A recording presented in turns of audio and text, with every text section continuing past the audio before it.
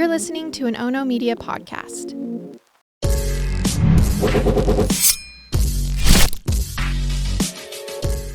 Good morning, and thanks for joining me for Rise in Crime, your morning caffeine hit all about crime. I'm Mama Jules, and family is the theme today, starting off strong with fratricide at a family-owned wedding venue. Then a commuted death sentence involving two brothers murdering one of two cousins that were traveling through the area in Oklahoma. And finally, another update to the Lucchese crime family. Let's get into it. Nestled off Northwest Brunswick Canyon Road in the unincorporated North Plains, about 20 miles northwest of Portland, is Horning's Hideout. The wedding venue is more than a wedding venue.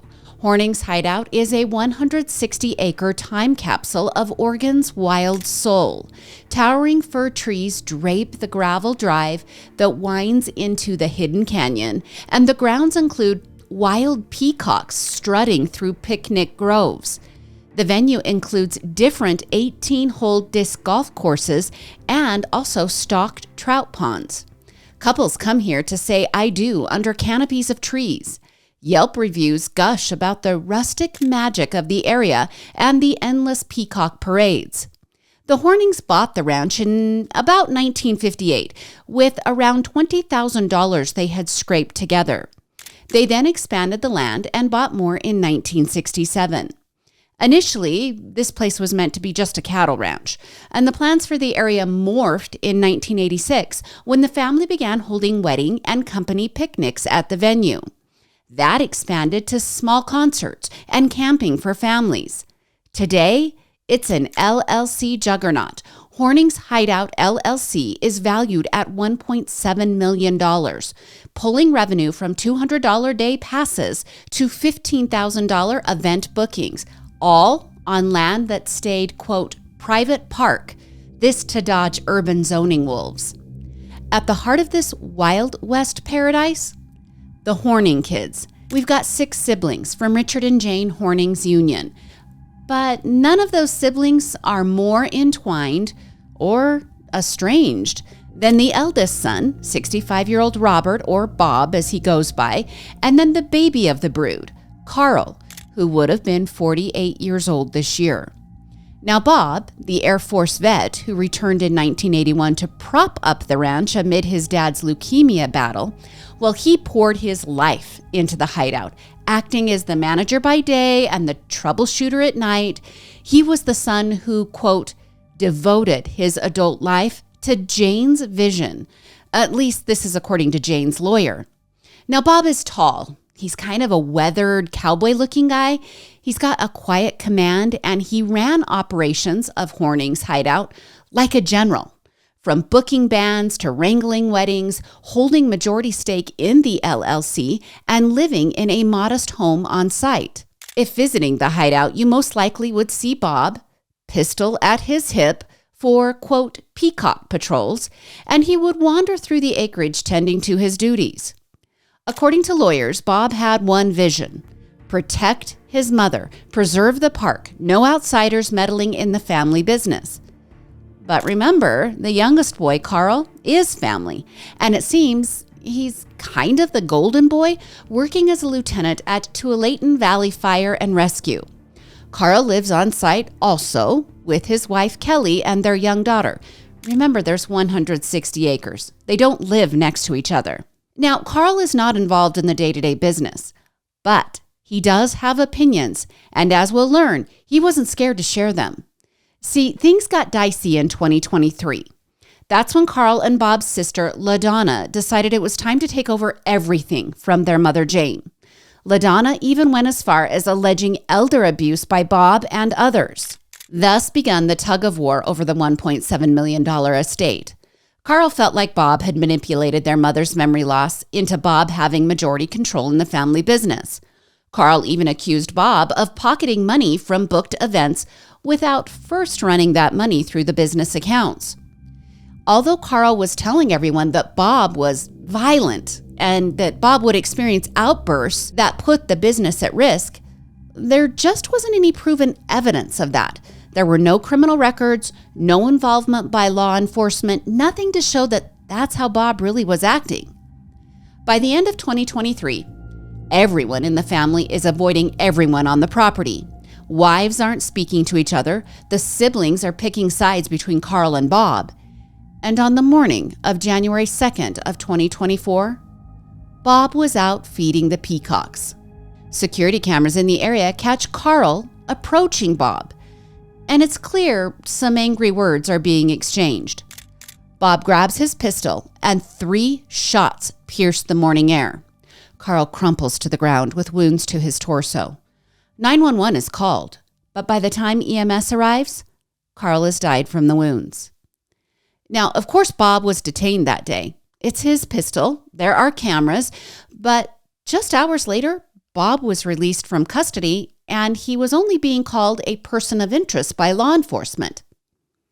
Well, it takes 6 months before a grand jury is convened and indicts Bob for second-degree murder and unlawful use of a weapon. Then, on Monday, October 27th of this year, the trial, pitting siblings against each other, began in an Oregon courtroom.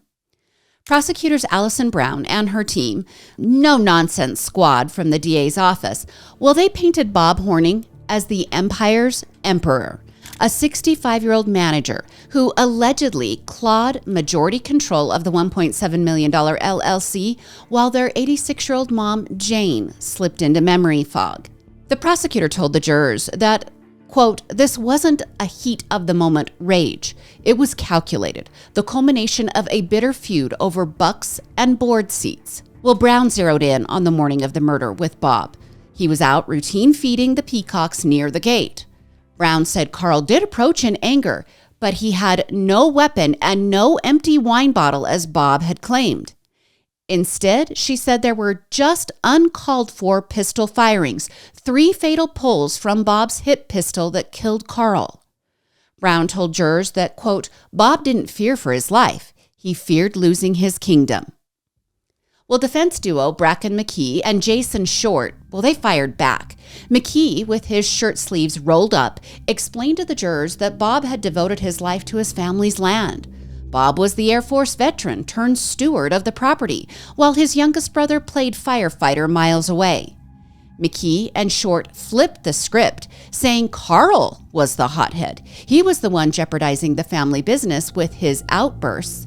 McKee said this was a case of self-defense, telling jurors that Carl stormed up, wine bottle hoisted like a club. He said Bob was backed up against the closed gate with nowhere to retreat to. McKee said Bob drew his weapon to survive, not to conquer. Now, the sister who sided with Carl, remember her name's LaDonna, well, she took the stand saying their mother was signing blank checks, forgetting bookings, and that Bob was isolating her from everyone else. Emails were admitted into evidence, showing spats between the siblings. LaDonna typing the phrase, "You're stealing from Mom," and Bob typing back, "Stay out, you're the disruptor." Well, the defense countered it all by calling their mother, Jane's attorney, to the stand. The attorney said Bob was rock solid and that Carl was the one abusing staff members with his outbursts. One of the other brothers testified that the altercation was doomed to happen. Carl and Bob hadn't spoken civilly face-to-face for years, and eventually they would meet up again on the land, and it was most likely going to go bad.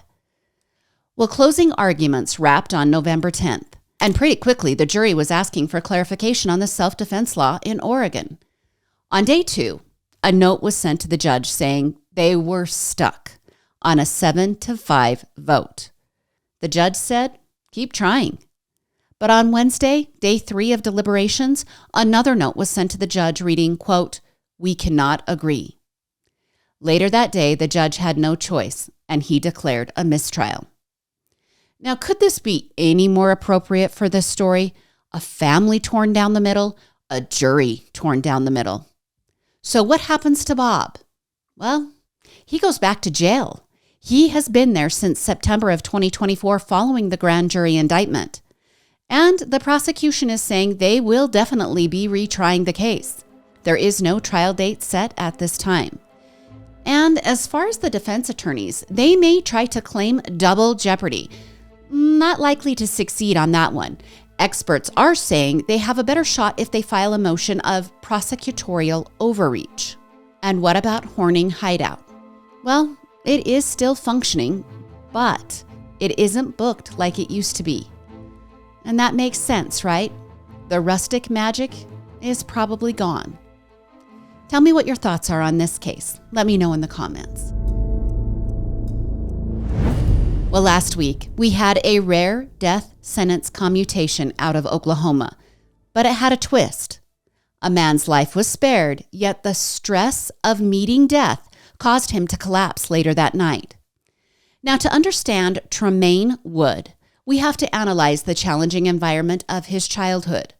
Born in 1980, Tremaine grew up in Oklahoma City, saddled with poverty and limited opportunities. By his early 20s, Tremaine and his brother Jake, who was 2 years older, they both had criminal records, mostly petty theft and more often drug offenses. But those criminal acts weren't stamped with this kind of violence, the violence that made his death sentence crime in 2002 even more bewildering. Now, the crime was brutal and premeditated and unnecessary. The robbery plot began on New Year's Eve of 2001, when two young migrant farm workers were traveling through Oklahoma. They were journeying from Texas to Lewiston, Montana. They had spent some time working the cotton harvest down in Texas, and they were headed back home. 19-year-old Ronnie With and his cousin, 20-year-old Arnold Kleinsasser, were part of a tight-knit Hutterite religious community in Montana. Now, the Hutterites, which is a pacifist Anabaptist sect, kind of think similar to the Amish. Well, they emphasize communal living, plain dress, and nonviolence. And the journey northward by the cousins was meant to be lucrative, earning better money for family back in Montana. Ronnie was described by family as being gentle and hardworking, that he had big dreams of earning the money from the cotton fields and returning home to wed his sweetheart. And these two cousins were easy marks for criminals. Both of them were just a little bit naive to the workings of larger inner city populations. And both the men were carrying cash. It was just the nature of the work they were doing. Odd jobs, paid cash, and they spent minimally from their cash pile, which meant they had a cash pile. Well, on this New Year's Eve, that cash topped out at about $100,000. The criminal plot began when Ronnie and Arnold, kind of tired but realizing it was New Year's Eve, they had just done a long drive, but it is a holiday, well, they stopped and checked into room 128 at the rundown Ramada Inn on I-40 in southwest Oklahoma City. Around midnight, while they were wandering the motel's dimly lit parking lot, there's fireworks going on, out on the horizon, and they can hear party horns and distant yells and cheers. Well, the duo, dressed in just simple jeans and flannel shirts and work boots, they decided to talk to two women smoking outside. 24-year-old Lenita Bateman and 22-year-old Brandy Warden were some local girls, scraping by as sex workers. The women, known in Oklahoma City's underbelly for turning tricks at truck stops and motels, well, they saw what they needed to see. They struck up a conversation with the shy, German-accented farm boys, and those farm boys admitted it was their first time in the city, and they expressed curiosity about city girls. Can you even imagine what these girls were thinking? This was an easy score for them. Gentle boys with cash who are going to not make for difficult clients. Well, seeing the dollar signs, Brandy and Lenita quoted the shy boys $100 each for a sexual encounter. Arnold and Ronnie agreed. The deal was struck. They even handed over the $200 right there on the spot. The women led the boys back to the motel room, chatting flirtatiously and building some trust between them. Brandy said Ronnie talked about the weather and how mild the winter was in Oklahoma in comparison to the harsh temperatures of Montana. What Ronnie and Arnold didn't know was the whole thing was a trap. Brandy and Lenita were the girlfriends of Tremaine Wood and his brother, Jake Wood. Jake, then 23 years old, and Tremaine, who was 21 years old, were feeding a heroin habit. So they needed money. and the girls had that money in their hot little hands. One of the women texted either Tremaine or Arnold and said they had the two brothers in the hotel room and they had cash, even more cash than had been provided for the sexual transaction. The text read, quote, "Got 2 marks loaded with money. Come quick." Well, as the cousins undressed and waited awkwardly on the bed, Lenita and Brandy slipped out of the room under the pretense of grabbing beer from their car. They left the door cracked open just a smidge. Within minutes, the Woods brothers burst in like a SWAT team gone rogue. Both of them wore black trench coats. They had ski masks on. They were wearing leather gloves, and they had steel-toed boots to muffle the noise. One of the brothers, allegedly Jake, brandishing a .38 revolver. The other, allegedly Tremaine, clutching a 6-inch buck knife, sharpened to a razor edge. What followed was a frenzy of terror in the cramped, smoke-scented room. Wallpaper peeling from the water-stained walls and a flickering TV turned to New Year's coverage. Ronald and Arnold caught half naked, frozen in shock. They lunged for their clothes and wallets on the nightstand, and Jake allegedly barked, "Give us the money or die," all while waving the gun inches from Arnold's face.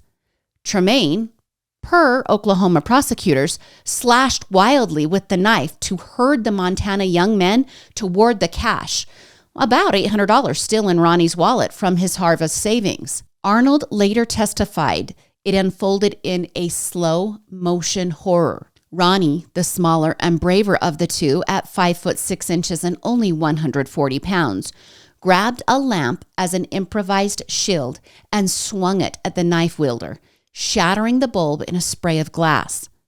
The room erupted. Fists were flying, furniture toppled, and the men screaming in their broken English and German dialect. That's what Hutterites speak. Well, Jake pistol whipped Arnold across the jaw, drawing blood, while Tremaine allegedly tackled Ronnie onto the bed. In the grapple, the knife plunged deep into Ronnie's chest, severing his pulmonary artery in a single 4-inch thrust that sprayed arterial blood across the beige carpet and walls. Ronnie gasped, clutching the wound, and collapsed, gurgling, "Help, Mama," as his lungs filled with blood. He was dead within 90 seconds, his body twitching in a pool of crimson blood that soaked through the mattress. Arnold was dazed and bleeding from his head. He decided to, fake his death. He slumped against the dresser, just acting like he was gone, and the attackers rifled the room, snatched the $800 in cash. They took a gold watch. They also grabbed Ronnie's leather Bible that was inscribed with his family's prayers. As the Woods fled the motel room, netting about $1,000 total, but leaving a dead man behind, Arnold bolted barefoot into the parking lot, pounding on doors until a night clerk called 911 at 2:17 a.m. Paramedics arrived to a grisly scene. Ronnie's body was cold on the floor, and the air was thick with the metallic scent of death. Arnold, in shock, gave a vague description saying 2 black men, medium build, about 5 feet 10 inches tall, and one with a southern drawl, had attacked them. But they were wearing masks, and that prevented positive IDs. Okay, this was the early 2000s, and it was a larger city, which meant more resources were available for investigations. Forensics confirmed the stabbing was, quote, deliberate and forceful, likely from someone right-handed and stronger than Ronnie. And gloves that were left near the scene indicated no defensive wounds, like the gloves weren't torn, they weren't opened up or shredded. But lab techs later traced those gloves via fibers to a Walmart purchase by Brandy. And Oklahoma City Police Department's homicide unit worked quickly on everything else. Detective Sergeant Mark Sonsini pieced it together fast. He got a hold of motel security footage. He caught the women entering with the victims. He got a hold of cell phone records. He placed pings of Lenita's phone near the Woods brothers' apartment. So that's how they compared those two together. And the boyfriend-girlfriend relationships must not have been all that strong, because those 2 women flipped within 48 hours, agreeing to testify for immunity. Now, during the trial, Anita sobbed on the stand about how the crime was, quote, supposed to be just a robbery, not a murder. Jake's .38 revolver matched casings from a prior holdup. Remember, these guys have thefts, but they've never shot or harmed anyone. And Tremaine's fingerprints were on that discarded glove that was found by a dumpster outside the motel room. Arnold's bloodied flannel yielded a single knife nick, but there was no DNA on the knife blade since it appeared to have been wiped clean. Now, during the trial, prosecutors leaned on accomplice liability. Even if Tremaine didn't stab, he planned and participated, making him equally culpable under felony murder rules. Okay, so let me explain something here. The prosecutors are saying that Tremaine did the stabbing. The defense attorneys are saying, no, you can't prove who did the stabbing. But the prosecutors are saying, even if we can't prove that it was Tremaine, he is still culpable because he was there and he had the knife and his brother had the gun. Well, Wood's defense claimed Jake acted alone in the heat of the struggle. Tremaine's attorney tried to blame it on Jake, but jurors, swayed by the women's tearful accounts and crime scene photos of Ronnie's boyish face frozen in agony, well, they didn't provide much mercy, and they convicted both brothers in a 2003 trial.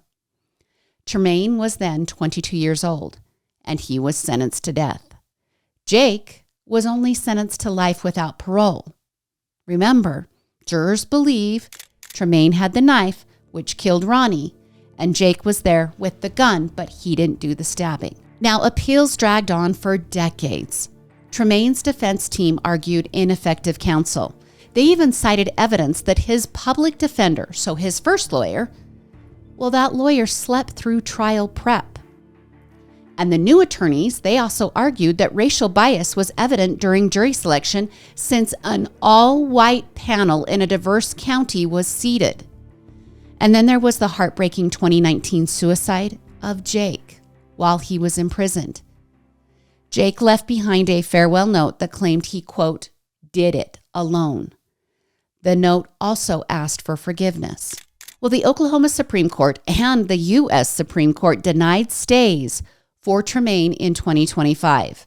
But the pardon board, after emotional testimony from Arnold, the other victim in this case, which included statements like, I've forgiven and justice was served in this life, and then Ronnie's Hutterite family told the parole board the following, we grieve Ronnie daily, but execution won't bring him back. Show mercy as Christ did.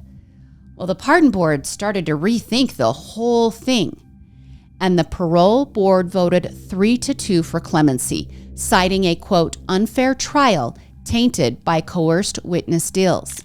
It didn't mean anything, though, because just days ago, the death penalty for Tremaine was set to be enacted. At 6 p.m. on November 13th in McAllister, Oklahoma, the gurney was ready. The IV lines were filled with a life-ending cocktail of drugs. Tremaine had spent 23 years fighting for his death sentence to be commuted. Now at age 44, his last hope lied within the powers of the Oklahoma governor, Kevin Stitt. At 5:32 that day, with 28 minutes to spare, the governor signed the commutation, changing Tremaine's sentence from death penalty to life in prison. Now, it would seem this is where it would all end, right? Except, hours after the commutation, Tremaine was found unresponsive in his prison cell. Tremaine had been escorted from the holding area for the death penalty back to a prison cell, this time in cell block C. That's Gen Pop, his first time off death row in the last 23 years. At 9:12 that night, a prison guard was just doing his routine checks when he found Tremaine face down in his prison cell. His skin was clammy, his pulse was erratic. EMTs revived Tremaine, and when prison medical staff could examine Tremaine, they found him severely dehydrated and in acute stress reaction. Prison staff said Tremaine had not eaten for days due to the stress of potentially dying. When Tremaine was awakened, he told a prison nurse that he thought he was dreaming when he went to the floor and blacked out. Tremaine begged the nurse to tell his son, the very son who had stuck by him through the last 23 years, that he was okay, He then said, "Please tell him I love him." Prison officials ruled out any signs or indications of self-harm or harm by anyone else. Instead, it was Tremaine's body breaking under the weight of fight or flight. So, let's talk about our victim. Ronnie was remembered as a gentle soul who hummed religious hymns while harvesting crops. His family said they cherished letters he'd sent from Texas, where he explained the sunsets are big, but that he missed the Montana stars. At the clemency hearing, Ronnie's mother wrote the following: "God will judge on Judgment Day." Ronnie's family, pacifists to their core, begged for Tremaine's life, saying execution, quote, wouldn't bring their boy back. For me, their forgiveness, it's the real miracle here, a Hutterite grace that turned vengeance into grace. Weigh in on this case in the comments. Let me know what you think, specifically about the death penalty.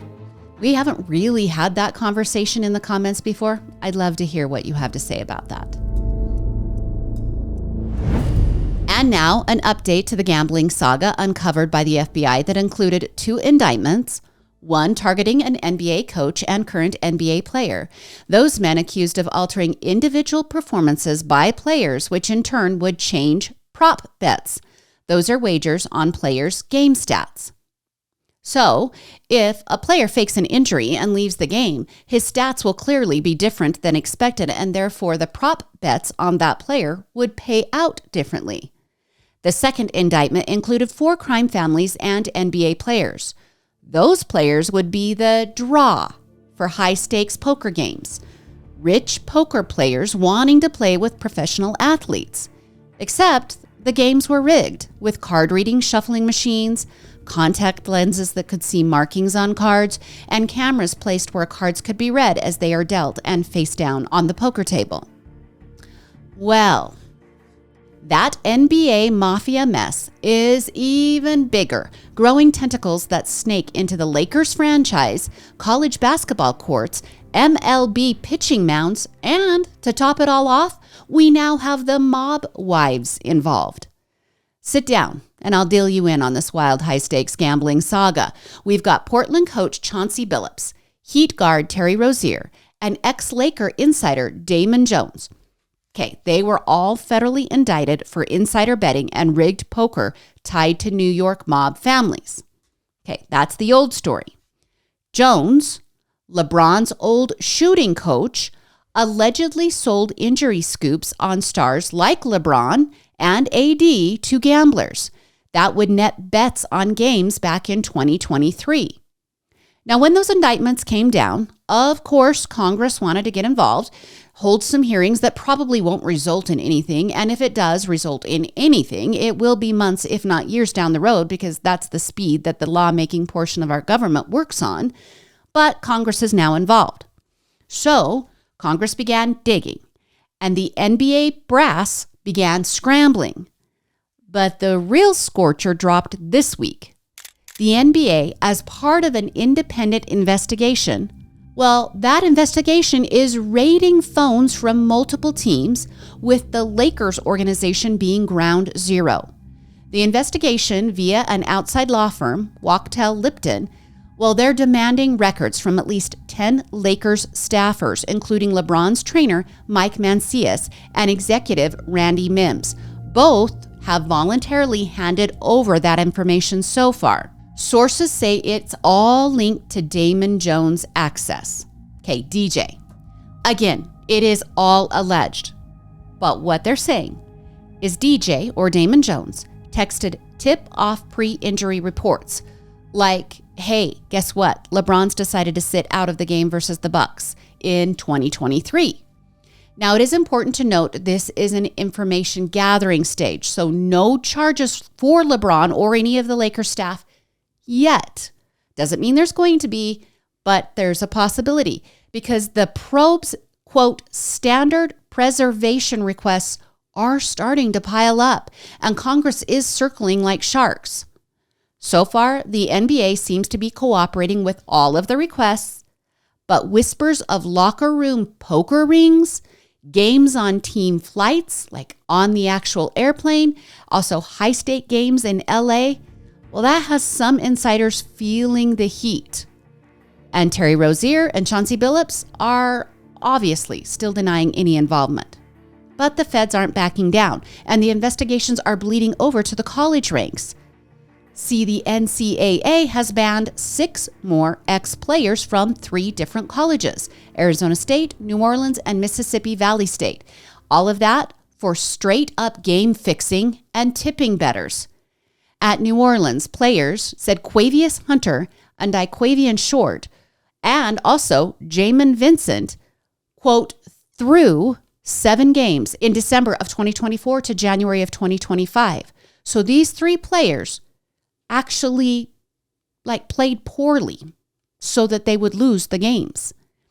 Now, those fixed games tanked spreads for cash. And in one instance, it is alleged one of the players even texted outsiders to bet on a 25-point loss to McNeese. They were going to throw the game so broadly, they were going to make sure they lost by 25 points. Now, another instance, Mississippi Valley's Donovan Sanders and Alvin Stredick fed intel on 3 tilts, changing the outcome of the game. So those 2 players did that. And then finally, Arizona State's BJ Freeman, well, he allegedly leaked stats to his ex at Fresno State. That woman has been banned already from sports betting. That happened back in September, so clearly she's been involved for a while now. All in all, over 30 players and former players are being looked at in this portion of the federal probe. So we've got the NBA, we've got the crime families doing the poker games, we have the NCAA boys basketball, and now the MLB, America's pastime. They couldn't escape the feds either.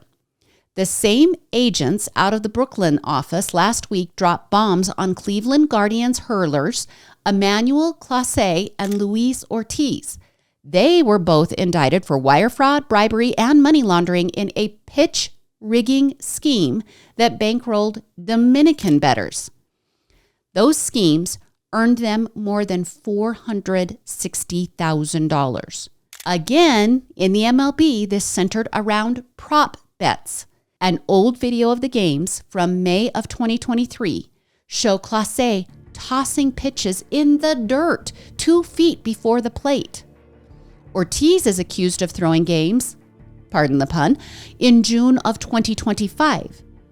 Now, the indictments include over 100 rigged pitches for each of those 2 players. Now, this shouldn't have been a shock because these 2 pitchers have been on paid leave for a while now due to rumors of weird in-game action. Both pitchers have pled not guilty, and they are facing up to 65 years in prison if found guilty. It seems these micro bets, those small bets capped at $200 on pitching props, have turned into complete madness. Okay, where do the wives come into play? Well, on Thursday, 14 people were charged in connection to the multi-million-dollar mafia gambling ring. 55-year-old Joseph M., or Little Joe, Perna, he's an alleged member of the Lucchese crime family. Well, he was charged with racketeering, conspiracy, gambling offenses, and money laundering. Police say he is the director of a, quote, nationwide web of bookies. And his son, 25-year-old Joseph R. Perna, has been running the day-to-day operations. Under Joe Jr. is 23-year-old Anthony Perna. Okay, that's Joe's son also. And 23-year-old Frank Zito. That's Joe's stepson. We also have 2 nephews involved in the family business. Joseph M. Perna's wife. Okay, so that's Little Joe. He's the big guy. Well, his wife is 53-year-old Kim Zito. And she is charged with allegedly receiving multiple payments from the scheme. I'm going to pause right here. You guys have got to see a picture of Kim. She totally looks like a mob wife. You would expect that. If you were hanging out in New Jersey and you saw this woman, you would be like, that's on brand. And Joseph M. Perna's ex-wife, so Little Joe's current wife, and also his ex-wife, 52-year-old Rosanna Magno, Well, they're both accused of allegedly trying to conceal gambling ledgers from police during a traffic stop. Okay, both were charged independently of the alleged racketeering scheme. And these charges involving these 14 people, they're so complex with a web of family members that when the feds announced the charges, they provided a 5-page chart showing who is connected to whom. All right, as a side note, these arrests and other arrests in the spring of this year took down a sitting Prospect Park councilman. Because what mafia crime family story is worth anything if you don't have the local government involved in the whole entire mess? All right, I don't even think we're close to done here. I'll keep you updated as more comes out with this gambling story. And on a personal note, I mentioned in the last podcast that there would be some differences to the next few podcasts. My daughter did have her baby. So my baby girl, Marley, had her baby, Harvey, a couple of days ago. He was born on November 13th, weighing 8 pounds, 9 ounces. He was a chunko. He is absolutely perfect. Mom and baby are doing so well. I was with her for a while. I flew back to my home. I will be working and recording a couple of more episodes, and then I will go spend the Thanksgiving holiday with her and brand new baby, and of course, Peyton and Garrett. It's going to be a great holiday. All right. That's your Monday episode of Rise in Crime. Thank you for being here. You have sent in a couple of cases. I am looking into a missing persons case, a pregnant woman who's been gone for more than a couple of weeks now, and she was 38 weeks pregnant, which means the baby has probably been born. So I'm looking into that case and a couple of others. Please continue to send your suggestions. You can just put them in the DMs or even include them in the comments on this podcast. And then, as always, I ask you to share an episode with a friend, give us a 5-star review. Any positive comments are more than welcome. That includes all 3 podcasts here at Oh No Media, Murder with My Husband, Into the Dark, and Rise in Crime. Join me again on Thursday for more morning crime news. I'm Mama Jules, and keep safe out there.